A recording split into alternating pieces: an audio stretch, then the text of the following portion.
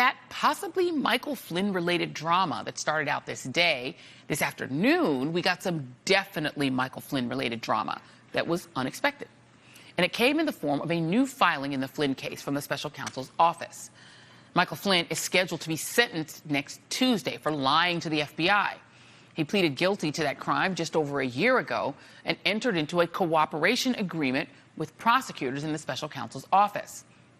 Last week, prosecutors declared themselves so happy with Michael Flynn's cooperation over the past year that they recommended a federal judge impose no jail time on Flynn for his crime.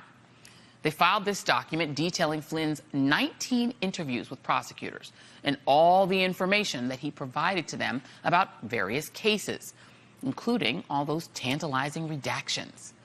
They hailed him for his decades of, quote, exemplary service in the military. Now, if you're in Michael Flynn's position, this is the kind of sentencing memo that you want from the government. This guy's great. Let's give him 0 jail time. And so earlier this week, when it came time for Flynn's lawyer to file his response to that sentencing memo, everyone pretty much expected it to be, boring. I mean, what do you say to such a nice memo from the government? Why, thank you very much. I will take no jail time, please. And there was a lot of that in Flynn's filing. He apologized. He took responsibility for lying. He described his years of public service. He included dozens and dozens of letters from friends and colleagues attesting to his good character. And he, too, argues that he should get no jail time for lying to the FBI. But then he did something unexpected. From that filing earlier this week, General Flynn, quote, recognizes that his actions were wrong and he accepts full responsibility for them. There are, at the same time, some additional facts regarding the circumstances of the FBI interview of General Flynn on January 24, 2017, the one where he lied, that are relevant to the court's consideration of a just punishment. And Michael Flynn then goes on to describe how basically he feels like he was kind of railroaded by the FBI because the FBI deputy director made it seem like the interview was just kind of a casual chat. And because agents never warned him that it is in fact a crime to lie to the FBI. Because who would know it's a crime to lie to the FBI? And Flynn name checks the FBI's Andrew McCabe and Peter Strzok, 2 high-ranking officials who have been favorite right-wing targets and who were eventually driven from their jobs. Well, today was the deadline for the special counsel's office to file its reply to that Flynn filing. And once again, we didn't really expect anything dramatic. Prosecutors didn't necessarily even have to file much of anything. They could have just said, okay, we said our piece, Flynn said his, we agree on no jail time, we're good. Well, that is not, to put it mildly, what the special counsel did today. This is how their filing today starts.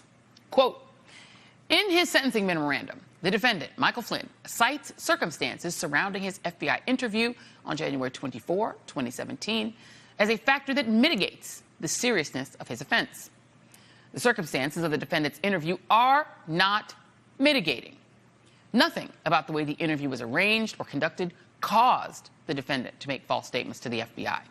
The defendant chose to make false statements about his communications with the Russian ambassador weeks before the FBI interview, when he lied about that topic to the media, the incoming vice president, and other members of the presidential transition team. When faced with the FBI's questions on January 24 during an interview that was voluntary and cordial, the defendant repeated the same false statements. The court should reject the defendant's attempt to minimize the seriousness of those false statements to the FBI. Going further, a sitting national security advisor, former head of an intelligence agency, retired lieutenant general, and 33-year veteran of the armed forces knows he should not lie to federal agents. He does not need to be warned it is a crime to lie to federal agents who know the importance of telling them the truth. Well, alrighty then. I mean, this filing today from Robert Mueller's team is un poquito en fuego. And remember, just last week, the special counsel was singing Michael Flynn's praises and saying how great he is and how helpful. And then Michael Flynn is like, well, as long as everyone's being so nice and all, I should point out that I was kind of set up. And the Mueller team is like, no, you lied, lying liar. Don't get cheeky with us. We don't think you should go to jail or anything, but still. There's one last thing I'd like to point out in this filing today. One sentence that stands out because this special counsel appears to be purposely raising a question that is as yet unanswered, at least publicly. They write that Michael Flynn, quote, knowingly made false statements to FBI agents in a national security investigation. Those false statements were material, including raising the question of why he was lying to the FBI, to the vice president and others. Yeah, why was Mike Flynn lying to all those people? I mean, he's pleaded guilty to lying to the FBI about talking with the Russian ambassador about sanctions. He and the special counsel are now tussling over the exact circumstances in which he lied, but we still don't know exactly why Mike Flynn and all those other Trump transition and Trump administration officials were lying about it. Another mystery, just like the mystery-sealed grand jury case unfolding behind closed doors this morning in Washington. And all this comes at the end of a week in which we got the first guilty plea from a Russian engaged in a political influence campaign around the 2016 election. Lawyers for Trump's jailed campaign chair, Paul Manafort, told a federal judge that they just don't know yet how to respond to the special counsel's allegation that Manafort violated his plea agreement by lying and committing additional crimes.